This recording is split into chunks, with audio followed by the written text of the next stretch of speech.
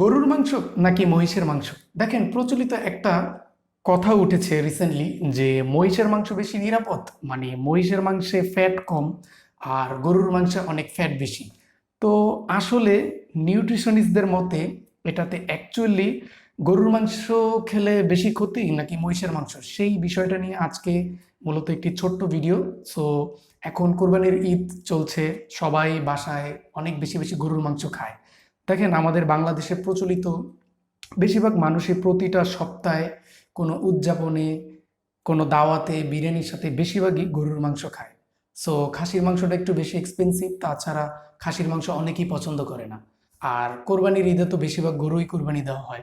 তো আমরা আসলে এই ভিডিওতে ব্রেকডাউন করব যে প্রতি ১০০ গ্রাম মহিষের মাংসের তুলনায় গরুর মাংসে কি পরিমাণ চর্বি বা এটা কত পরিমাণ ক্ষতি হতে পারে। তো সাধারণত দেখা যায় প্রতি ১০০ গ্রাম গরুর মাংসের মধ্যে ফ্যাটের পরিমাণ থাকে ১৫ থেকে ২০ গ্রাম। সেইখানে যদি মহিষের মাংসের সাথে তুলনা করা হয়, প্রতি ১০০ গ্রাম মহিষের মাংসে ফ্যাট থাকে ২ থেকে ৩ গ্রাম।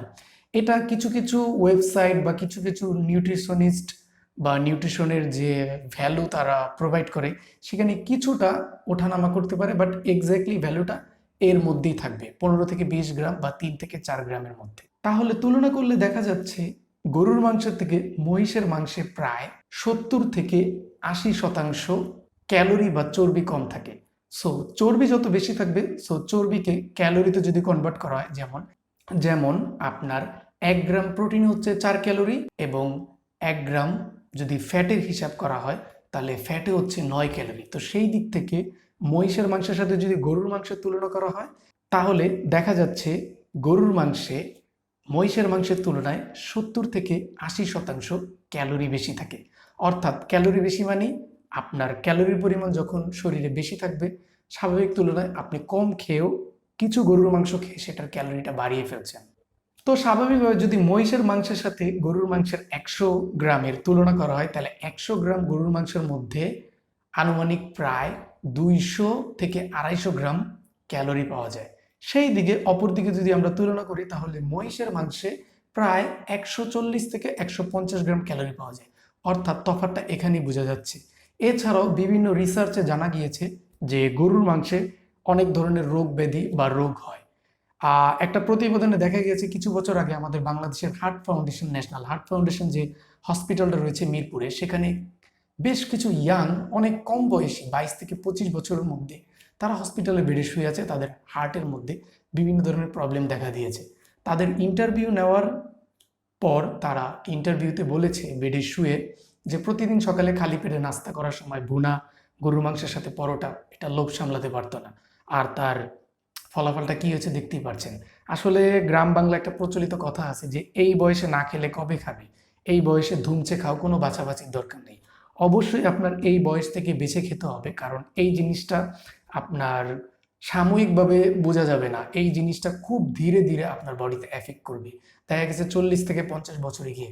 এখন আমরা তো আবেগী বাঙালি, আমরা তো জাপানিজদের মতো, চাইনিজদের মতো অতটা হেলথ কনসিয়াস লাইফস্টাইল লিড করি না। যার কারণে দেখা গেছে জাপানিজরা ১০০+ বছরও বাঁচার রেকর্ড আছে এবং তারা অনেক সুস্থ। সেখানে আমাদের বাংলাদেশে প্রচলিত ৩৫ থেকে ৪০-এর ঘরে পা না দিতে হার্টের প্রবলেম, হার্টের এই ইস্যু সেই ইস্যু, হার্ট ব্লক। দেখেন, আমাদের ধর্মীয় উৎসব হিসাবে এশিয়া অঞ্চলের দিকে, ইন্ডিয়া, পাকিস্তান, বাংলাদেশ, এই অঞ্চলগুলোতে গরুই বেশি পাওয়া যায়। এখানে দুম্বা, উট, ভেড়া তেমন একটা পাওয়া যায় না, বা বলতে গেলে ওইভাবে তেমন একটা কোরবানি দেওয়া হয় না। সেই দিক থেকে বিবেচনায় যদি বলা হয়, কোরবানির গরুর মাংসটাই সবার কাছে বেশি প্রিয়।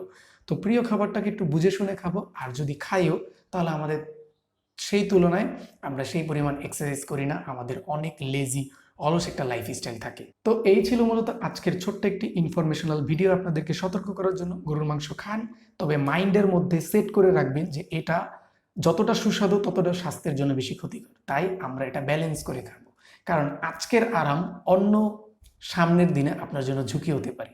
তো আপনার শরীর আপনার বুঝে শুনে হিসাব করে খেতে হবে, হিসাব করে চলতে হবে। সুস্থ থাকুন, সুন্দর থাকুন। ধন্যবাদ।